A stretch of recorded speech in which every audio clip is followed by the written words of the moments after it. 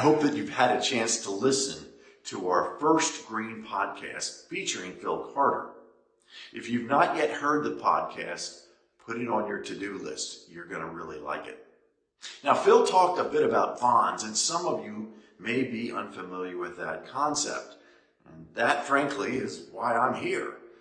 Bonds are loans made to large organizations, and these include corporations, cities, and even national governments. An individual bond is a piece of a massive loan. That's because the size of these entities requires them to borrow money from more than one source. So bonds are a type of fixed income investment. And when you invest in bonds, you lend your money to an organization that needs capital. The bond issuer is the borrower or debtor, and you as the bondholder are the creditor.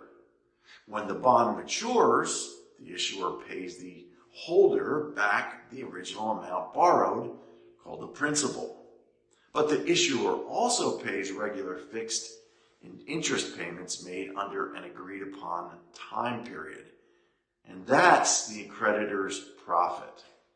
So bonds as investments are less risky than stocks, so they offer less return or yield on the investment.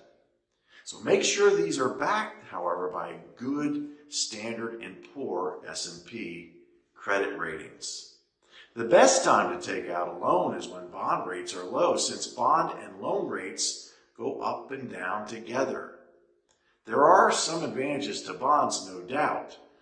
Over the long haul, bonds will pay a lower return on your investment than stocks. Also, remember that companies can default on bonds. That's why you need to check the bondholder's S&P ratings. Bonds and corporations rated BB and worse are speculative. They could quickly default.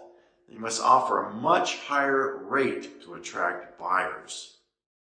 Let me leave you with an example before we break for today.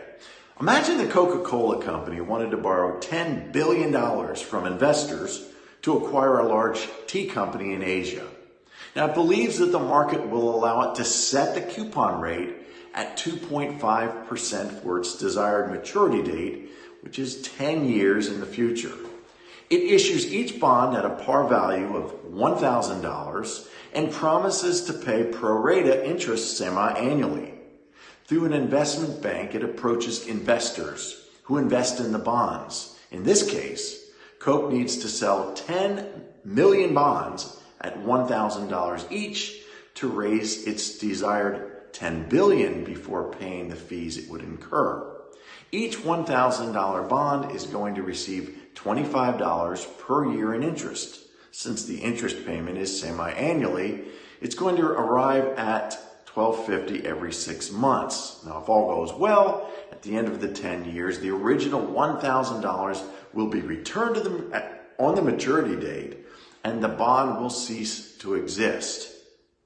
I hope that you've learned something about bonds, and until we meet next, be well.